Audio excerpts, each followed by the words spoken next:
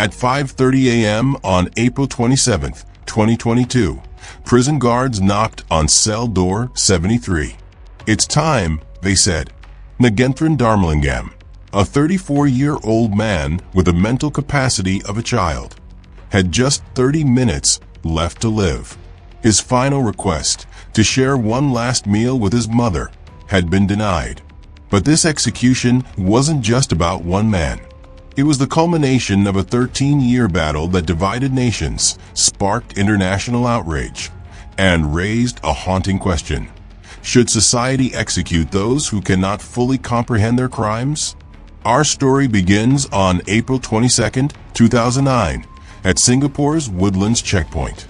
Nagaenthran, a simple construction worker from Malaysia, stepped off the bus from Johor Bahru.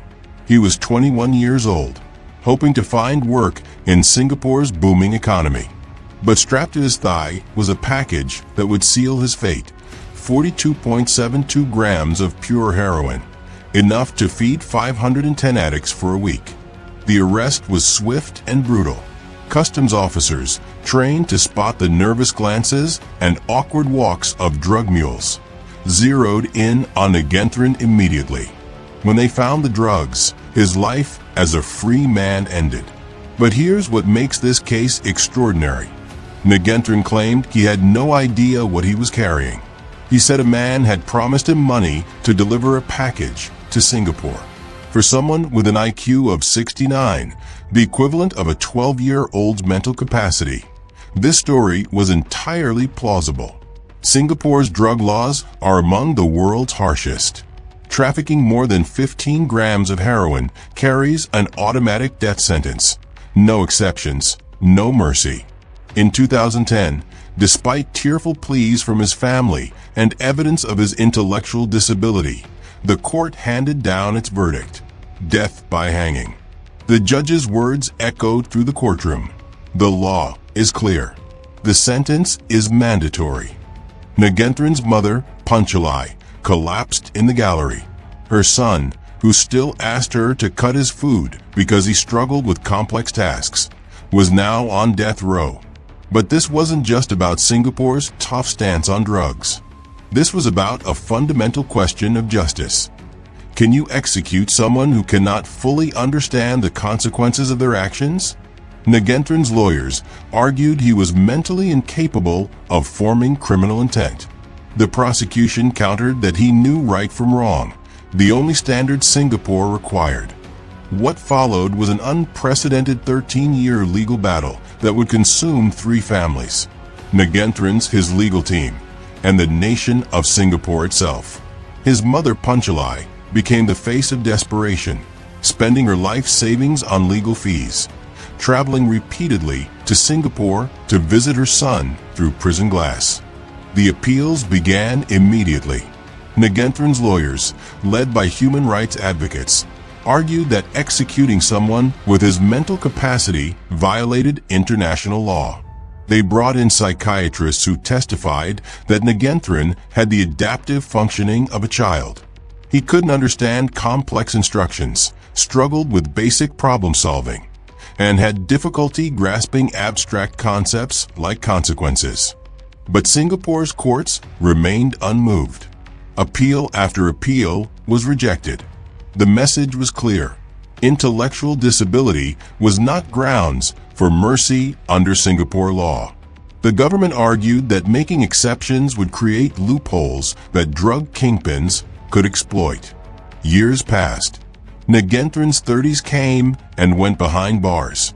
His mother aged, her hair turning gray from stress and sleepless nights. Every court date brought hope, followed by crushing disappointment. The legal system that was supposed to protect the vulnerable seemed determined to destroy him. If you're enjoying this story, kindly do us a favor and subscribe to our channel. It is free and won't cost anything, but it means the world to us.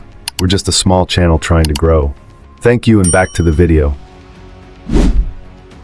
By 2021, Nagaenthran's case had become an international cause célèbre. Human rights organizations worldwide rallied to his defense. Amnesty International called his impending execution unconscionable. The United Nations Human Rights Office condemned Singapore's actions. European Union diplomats pleaded for clemency.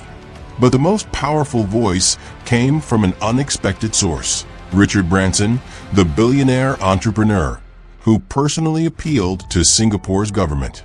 Executing a man with an intellectual disability is not justice. It's state-sanctioned murder, he wrote in an open letter that went viral. The international pressure was unprecedented. Protesters gathered outside Singapore's embassies in London, Paris, and Washington. Celebrities shared his story on social media. A petition to save Nagaenthran's life gathered over 100,000 signatures in just days. Singapore's response was defiant. Government officials accused foreign critics of interfering with their sovereignty. They argued that Singapore's low crime rates and drug-free streets were proof that their harsh laws worked. Prime Minister Lee Hsien Loong declared that Singapore would not bow to international pressure. But behind the political posturing, something extraordinary was happening. Ordinary Singaporeans began questioning their own system. For the first time, significant numbers of citizens started asking, had their pursuit of safety gone too far? Church groups held prayer vigils. University students organized peaceful protests.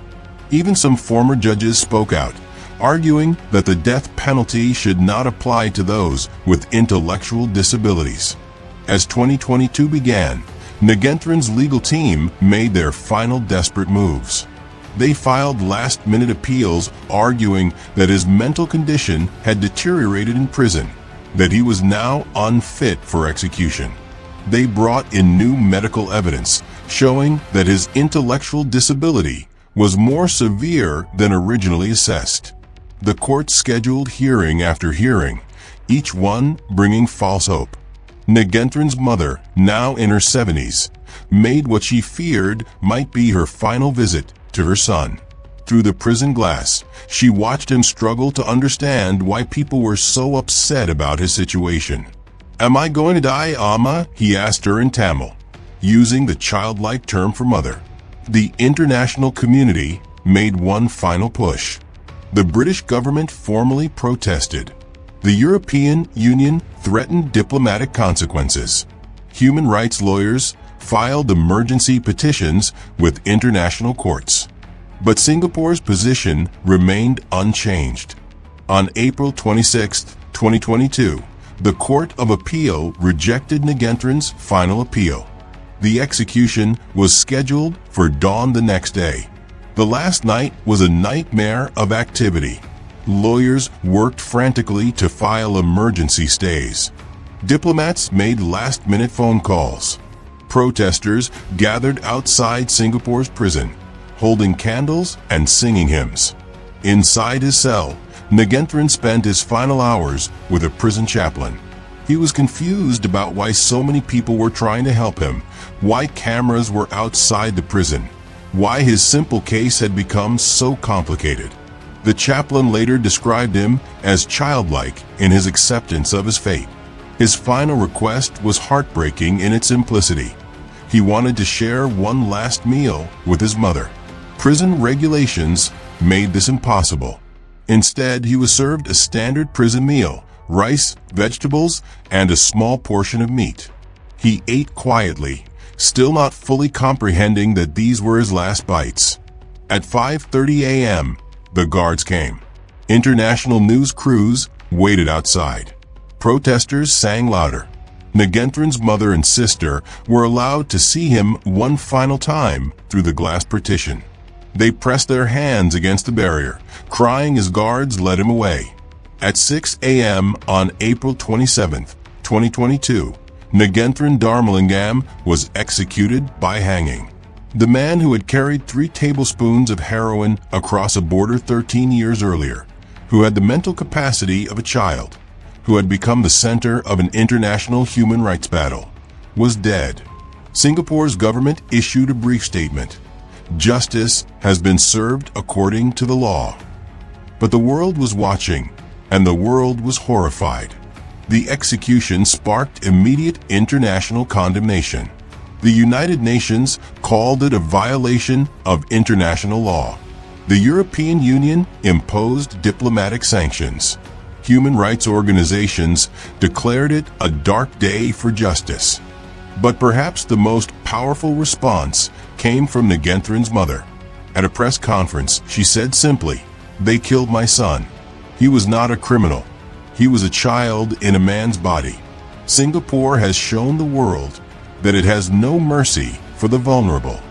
Today, Nagaenthran's case continues to resonate. It has become a symbol of the global debate over capital punishment, mental capacity, and the limits of justice. His story raises questions that society continues to grapple with. When is punishment too severe? How do we balance justice with mercy? And what do we owe to those who cannot fully defend themselves? The boy who once needed his mother to cut his food had become, in death, a catalyst for change. His legacy lives on in the continued fight for the rights of the intellectually disabled, and in the memory of a simple man who became the center of an extraordinary battle for human dignity. If you're enjoying this story, kindly do us a favor and subscribe to our channel. It is free and won't cost anything, but it means the world to us. We're just a small channel trying to grow.